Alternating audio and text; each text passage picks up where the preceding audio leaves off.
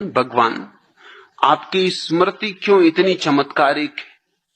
सुबह नाश्ते में क्या लिया, यह भी मैं दोपहर के आते आते भूल जाता हूं। क्या अच्छी स्मृति का गुर बताने की कृपा करेंगे? सहजानंद,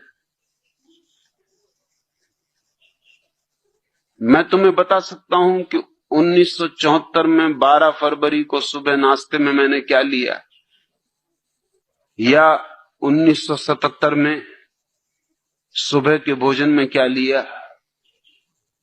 या 1978 में 15 मार्च को सांझ के भोजन में क्या लिया। और उसका कारण ये नहीं कि मेरी स्मृति अच्छी, उसका कुल कारण इतना है कि नाश्ता मैं रोज वही लेता हूं और भोजन भी रोज वही करता हूं, उसमें भेद ही नहीं करता। तुम कोई भी तारीख की पूछ लो, मैं जवाब दे सकता हूं।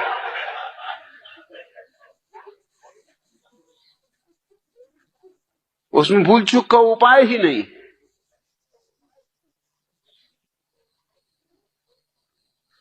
कुछ चमत्कार की बात नहीं है। अब अगर एक ही नाश्ता कोई आदमी ले रहा हो रोज बरसों से, भूलना भी चाहे तो कैसे भूले? तुम बताओ।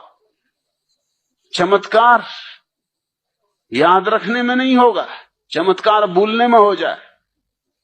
भूल सकते ही नहीं। खाना भी वही लेता हूं रोज नियमित, सुबह भी वही, शाम भी वही।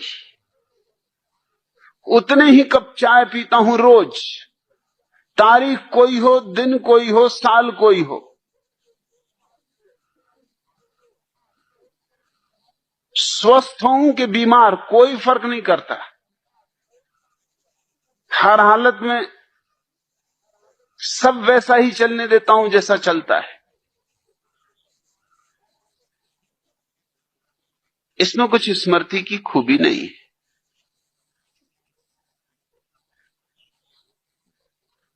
दूसरी बात, जो भी मैं तुमसे कहता हूं वो मेरा अनुभव है, स्मृति नहीं। इसलिए उसमें भी भूल चूक का कोई कारण नहीं। तुम मुझे आधी रात उठा के पूछ लोगे तो भी यही कहूंगा, क्योंकि मेरा अनुभव है। हां, अगर तुम्हारा अपना अनुभव नहीं है तो गड़बड़ खड़ी हो जाती। स्मृति पर निर्भर रहने का मतलब यह होता है कि तुम दूसरों के अनुभव पर निर्भर रह रहे हो। गीता में क्या लिखा है, अगर ये तुम्हें याद रखना है तो स्मृति चाहिए।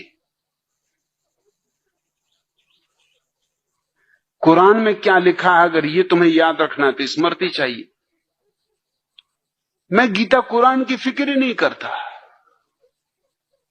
और कभी अगर गीता कुरान का उल्लेख भी करता हूं तो भी इसकी फिक्र नहीं करता कि लिखा भी है उनमें ऐसा कि नहीं लिखा है।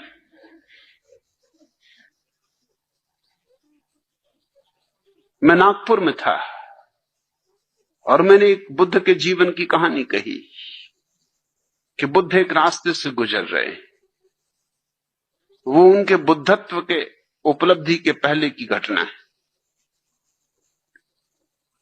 वो अपने एक शिष्य से बात कर रहे हैं, एक मक्खी उनके मुंह पे आके बैठ गई। बात जारी रखी उन्होंने, और जैसा कि आमतौर से हम करते हैं, मक्खी को यंत्रवत हाथ से उड़ा दिया। फिर ठिठक के खड़े हो गए। तत्क्षण याद आया कि मक्खी को होशपूर्वक नहीं उड़ाया, और वही उनकी साधना थी। वही साधना में वो लगे थे कि प्रत्येक कृत्य होशपूर्वक करना, यंत्रवत नहीं। अब मक्खी तो थी नहीं, वो तो उड़ गई थी। मक्खी को क्या मतलब कि तुमने यंत्रवत उड़ाया कि होशपूर्वक उड़ाया? मक्खी को क्या लेना देना, वो तो हाथ देख के उड़ गई। लेकिन बुद्ध अपने हाथ को उठाए फिर से, जैसे कि मक्खी बैठी हो। शिष्य खड़ा होकर भौचक्का देखता रहा। बुद्ध हाथ को ले गए सिर के पास, मक्खी को उड़ाया जो कि वहां थी नहीं,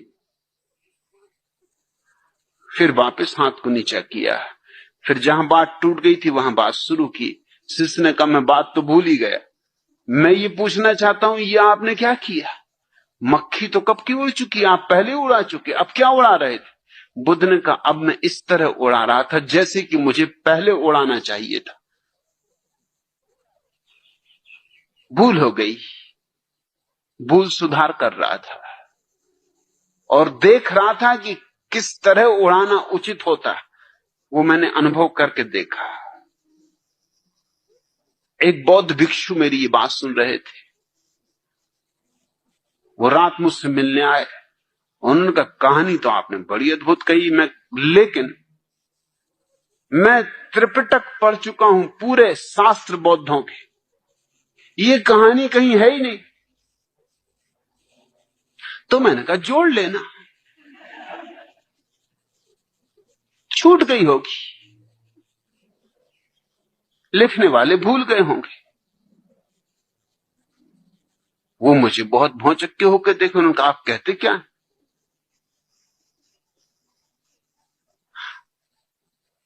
2500 साल बाद आप कैसे सुधार कर सकते हैं शास्त्र?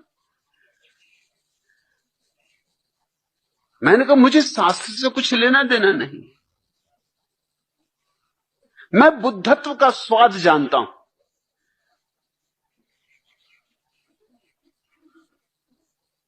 ये कहानी घटनी ही चाहिए, बुद्धत्व की साधना में जो लगा है उसके जीवन में ऐसी घटे वैसी घटे, कोई और ढंग से घटे, मगर ये न घटनी ही चाहिए, कई तरह घट सकती। उन्होंने कहा बात तो बिल्कुल जमी, बात समझ में भी आई कि बुद्ध की सारी साधना ही जागरूकता की है।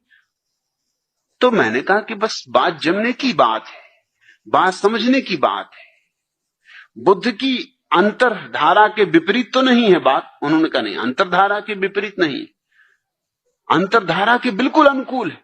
तो फिर मैंने कहा कि मेरा अंतरधारा से लेना देना है, शास्त्रों से मुझे क्या पड़ी है?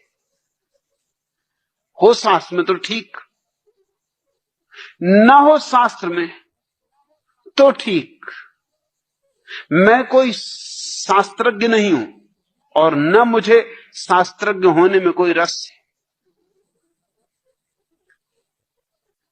इसलिए मैं जो उद्धरण देता हूं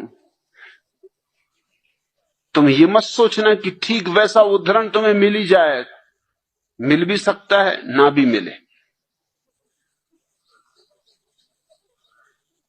मगर सुनने वाले को निश्चित ही लगेगा कि मैं इतने बलपूर्वक कहता हूं कि होना ही चाहिए। बल का कारण यह नहीं है कि शास्त्र में है ही, बल का कारण यह है कि मैं अपने अनुभव से जानता हूं कि ऐसा ही सत्य है, शास्त्र में हो तो ना हो तो, सारे शास्त्र भी नष्ट हो जाएं तो भी जो मैं कह रहा हूं वो सत्य है, सारे शास्त्र विपरीत हो तो भी जो मैं कह रहा हूं वो सत्य है, और सारे शास्त्र पक्ष में हो तो भी जो मैं कह रहा हूं वो सत्य है। ये स्मृति का सवाल नहीं है, ये मेरे बोध का सवाल है। और तुम मुझसे स्मृति का गुर मत पूछो,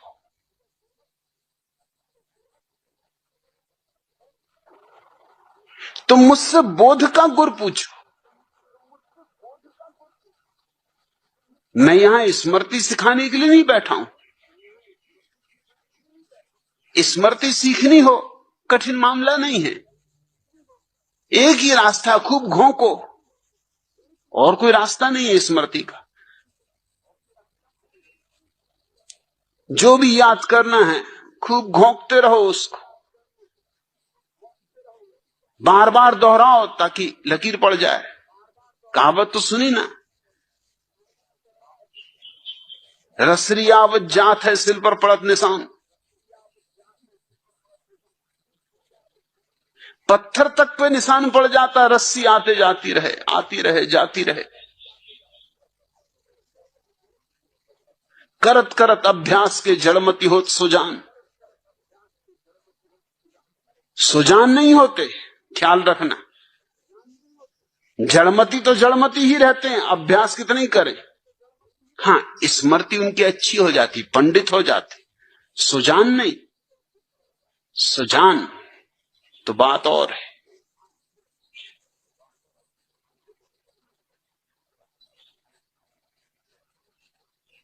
और जड़मती भी, अगर कोई पक्के जड़मती हो तो ये कहावत भी उन पर लागू नहीं होगी।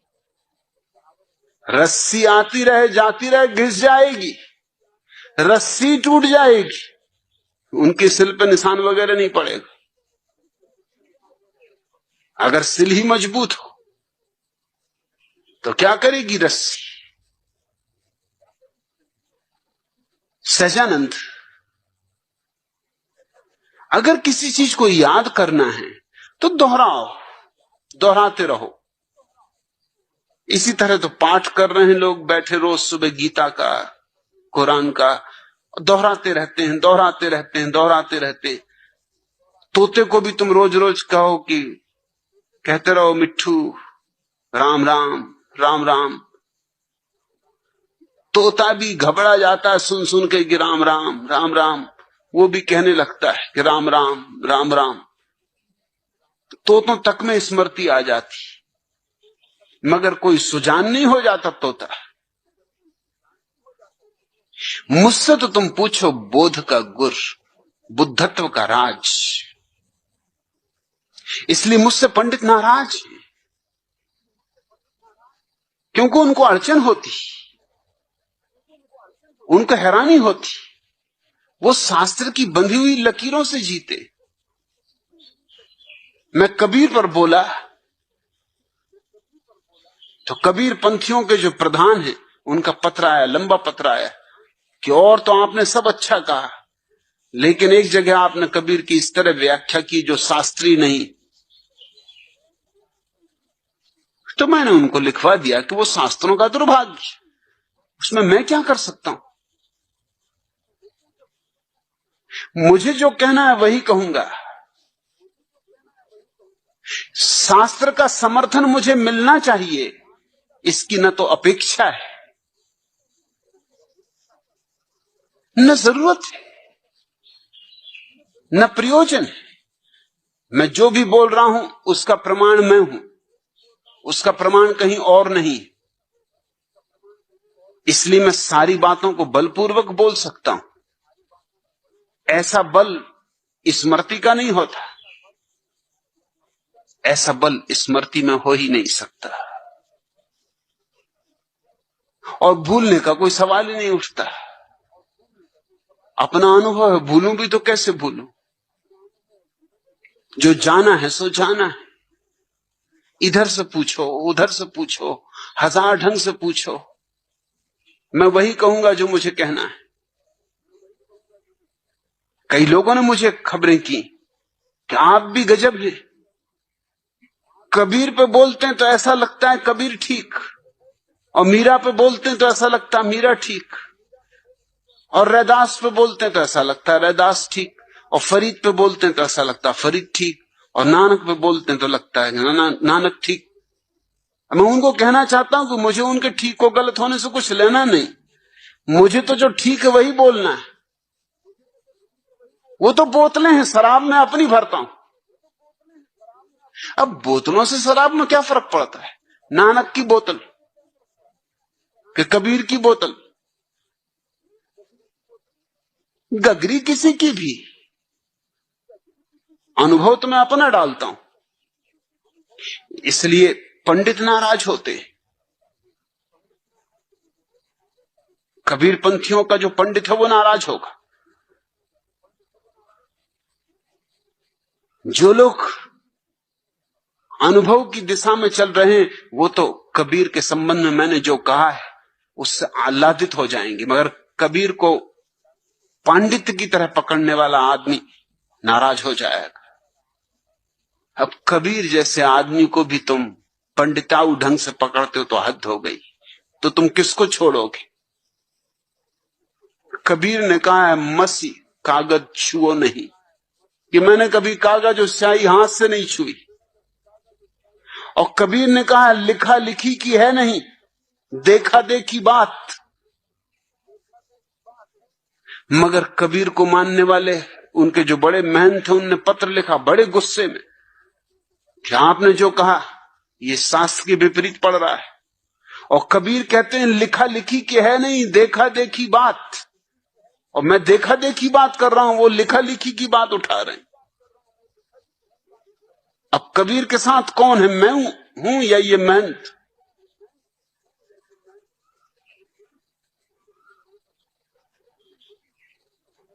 कबीर जैसे व्यक्ति को, जिसने कहा कि ढाई आखर प्रेम के पढ़े सो पंडित हो, उसको भी लोग किताबों में पकड़े हुए, पोथियों में जकड़े हुए। मेरी स्मृति कुछ बहुत अच्छी नहीं, मगर मैं फिक्र भी नहीं करता। फिक्र करो तो अड़चन। इसलिए बहुत बार तुम्हें यूं भी हो जाएगा कि मैंने वही कहानी कभी बोकुजू के नाम से कही, कभी रिंझाई के नाम से कही, कभी बोधि धर्म के नाम से कही। कौन फिक्र करता है? मेरे लिए ये सब बोतलें हैं, मुझे कहानी कहनी थी। कोई भी बहाना हो, खूंटियां हैं, मुझे अपना कोट टांगना था, टांग दिया। अब खूंटी